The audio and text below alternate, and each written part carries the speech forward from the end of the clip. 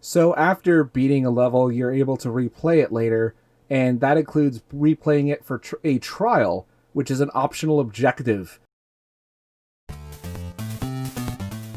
So here's one of those. I think it's actually impossible to fail this unless you're really trying. This one is just having all 3 villagers survive the giant warg fight. Honestly, I think it's impossible to lose this unless you go out of your way. Like, I did try to fail it once, and it took me about 20 minutes.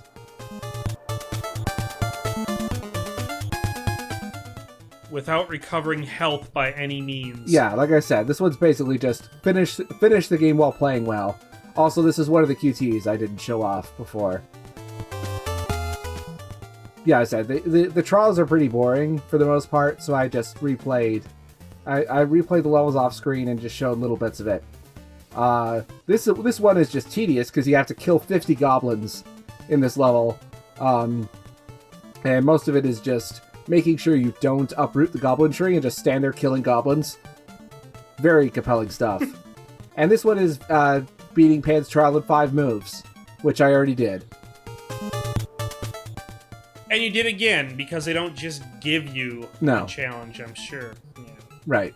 I did not show Oblivion Lake, because it's actually not possible for us to complete the trial yet with our current equipment.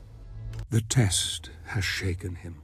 And it won't be for a while yet. yet. Doubt in his eyes as he heads towards the lake. So Pan is helping him now. So they encourage you to go back and retry some stuff later. Oh, yeah. I wonder if he knows what some of the later trials get absolutely ridiculous. Especially in the DLC. It is cold. Like, I'm not even sure at this point if I'm actually going to be completing the DLC trials or not. I can see it. Feel it. He will need help if he is to succeed. He must not fail. He will not fail. Not now. Not yet.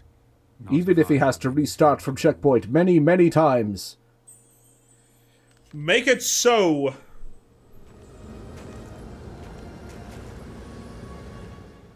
Well, it's a good thing that he's wearing thermal underwear.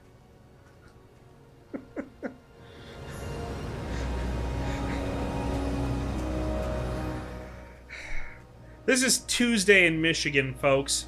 Yeah, this was shot on location in Winnipeg in July. Rowsdower! I wonder if there's any beer on the sun. So they just pretty much give you the life gem right away, because there's no other way to put it. No other way to put it here. Because, this is a boss arena if I've ever seen one. Oh, yeah.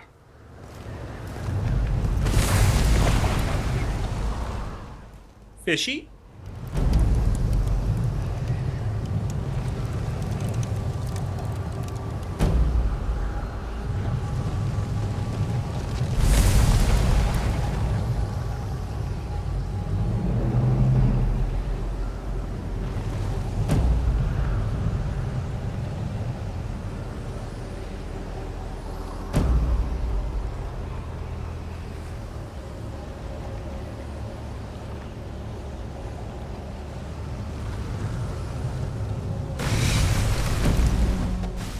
I don't think I like where this production of Castlevania on Ice is going.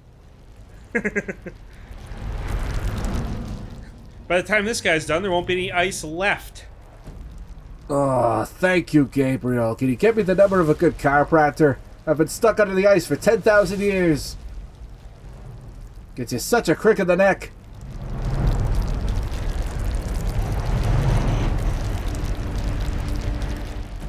He may have wandered into the wrong game.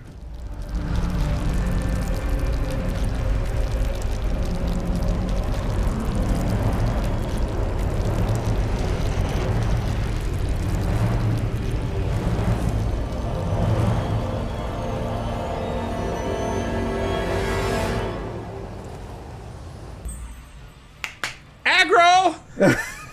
So, welcome to the second worst boss fight in the game.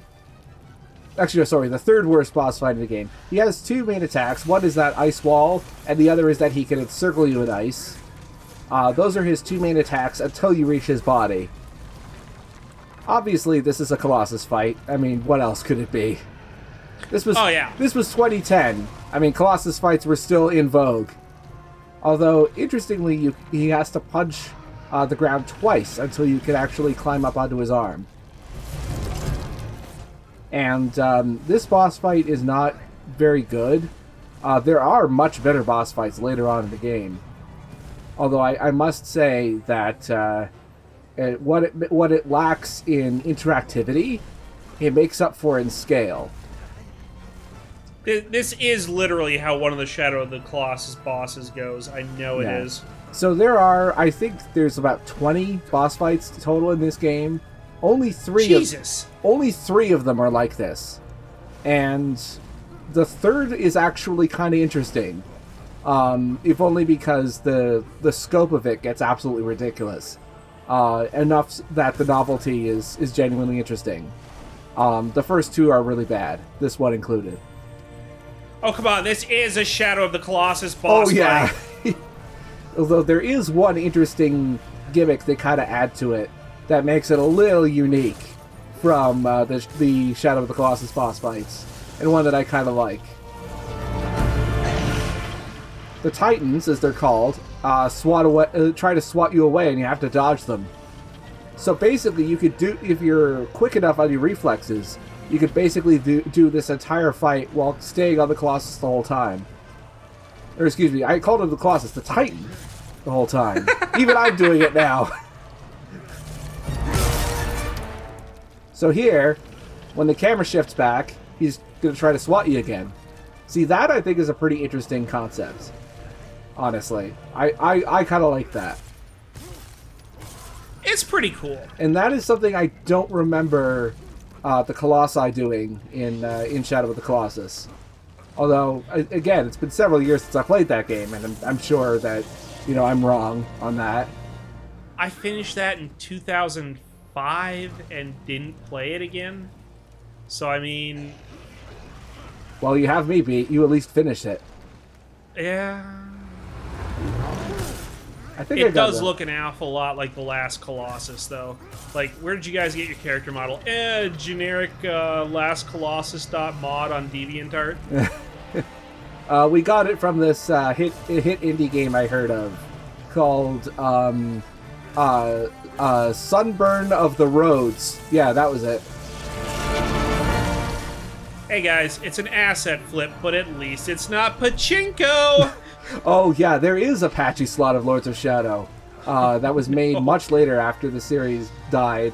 It's actually, from what I've seen, it's not that bad. Like in terms of the cutscenes they made for it, looks pretty decent. Remember when Konami made games and not thinly veiled gambling machines? No. Yeah, it's not like I'm Let's Playing one of their games right now.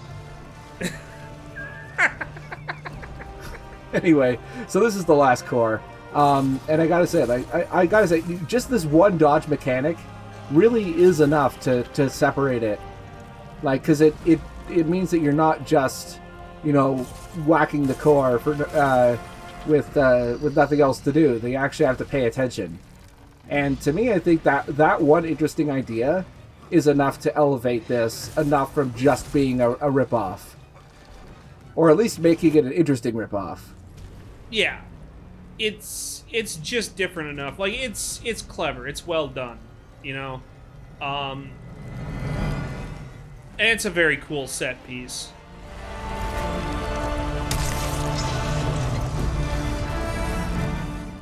Oh, who's this fellow? Hi, Goku.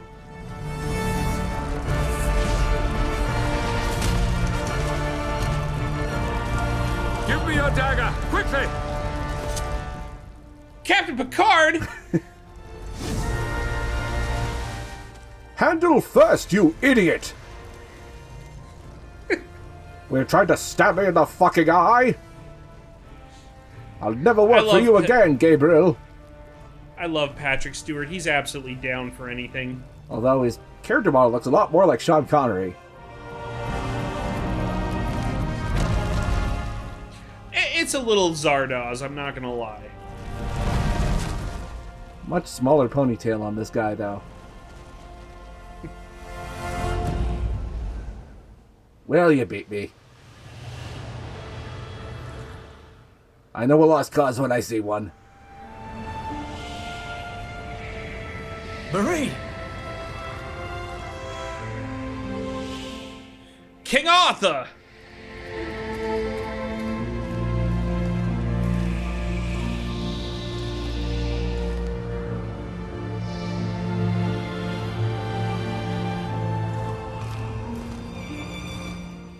Sorry I stabbed you. Can't wait to see you again This so I is can the third stab time you. you've seen Marie in this Force Ghost form. You'd think you'd learn by now. I am so happy to look upon your face again. So while we're talking about voice actors, Gabriel is voiced by Robert Carlyle. The elders of the Order. Which sounds familiar. He was in Trainspotting. I can't remember who he played, though. Do not look him up on IMDb, though. Because there are actually Lords of Shadow spoilers on his IMDb page. They whisper things I will do that. Just one second. to understand them all. Yeah, go backwards. Just go to the train spotting page. Find them in the blackness. I'm scared. There is something else. A shadow is on my Oh, he was... must help us, Gabriel. He was Renard in World Is Not Enough. Who are they? They are the spirits who founded your order, and that the power of the Lords of Shadow- Interesting. And in Trainspotting, he played Begbie. I don't understand what they Oh, mean. okay. I can feel myself fading. I can So there's some sort of prophecy regarding Gabriel that he will be the one to conquer the Lords of Shadow. He is the chosen one, chosen member of the Brotherhood of Light, which is why And somewhere- Gandolfi made that special combat cross for him, the Vampire Killer. And somewhere between here and getting to that destiny, he's gonna buy a little sneef for Begbie. Who sent you? I am Zobek, a warrior of your brotherhood. Pan and I are old acquaintances. He felt you would be... We were roommates in my college. assistants. I've heard of you. This was a good I am- 300 years ago, mind you. My name is Belmont. I am Zobek. You'll notice it doesn't sound at all like Zardoz. The spirit of someone you know. So while we're on the subject of names, in this continuity, there is no Belmont bloodline to speak of. Gabriel is the first ever Belmont. He gave himself that surname. Help but overhear what And he Interesting. gave it to himself because he liked to climb mountains. are trying to tell us. Gabriel is an orphan who was adopted by the Brotherhood, What do you mean? and his lineage is unknown. The founders of the Order seem to be using the dead to communicate with us. So it's kind of a soft reboot. Centuries. Well, no, it's an alternate continuity. Select few. There is no way. It was never intended to be a reboot per se of the franchise, because their Castlevania Judgment was being developed at the same time as this game, so the two were going to run parallel. Will claim the power of the Lords of Shadow as his own. There's so many Castlevania games. Judgment, I don't even remember. It is said I think it was like a fighting game for the Wii. God's vassal on earth, supremely powerful. He could Oh, hell, I kind of remember it now. founding spirits have not abandoned us, Gabriel. Thanks to your Marie, we now know there is some hope. We have But only a little bit. Don't waste it. Lords, you and I. Don't squander the hope. Claim the powers they hold. This isn't Star Wars, you know. We don't have infinite supplies of hope. And There will be no New Hope. You will rely on Hope Classic. her back. If what you say is true, then we need to work quickly and in secret. The Lords of Shadow must not suspect we're on their trail, and they will turn all of their attention towards We need to unfollow them on Twitter. Block them. Cancel them. You leave for the territory of the vampires and prepare the way. Then we must go on to the Lord of the Necromancers together. His realm lies furthest. Our enemy must suspect nothing. Take this. It will allow you to absorb spiritual energy and will help cure your wounds. Good luck, my friend. May we be I bought it on eBay for $5. Thank you, brother. You have given me renewed hope. Pan runs an Etsy shop. It's really just made out of plastic and a bit of cheap glue. And so Gabriel traveled the lands and realized he was going 200 miles south in the wrong direction, so he had to travel back again. So we got the light gem medallion, which is what Zobek gave us. That's going to do something special. We're going to see what that does in the next video. Superb. And we're also going to get an upgrade for the guillotine. This is going to get us a punish move after we finish the guillotine. It's a really nice move. We're going to show that off later. It's nice that they're giving you some variety in the moves up front. Yeah, like it actually ends up becoming a bit of a problem because I didn't realize that when it comes to the advanced moves, like the ones that aren't related to special weapons, they actually give you they unlock all of the moves about halfway through the game, and I didn't plan out properly by purchasing my moves, so I ended up with a full move set with like going into chapter 5. Without realizing it. So I'll have to plan out a bit more variety in my fights in other ways, I guess. Just fine. It's fine. You're just gonna be OP for the second like half to 2/3 of the game. We'll just have to trust in Zobek. Which is definitely not Zardoz. Nonsense, of course. You're thinking of my friend Bon Shonnery.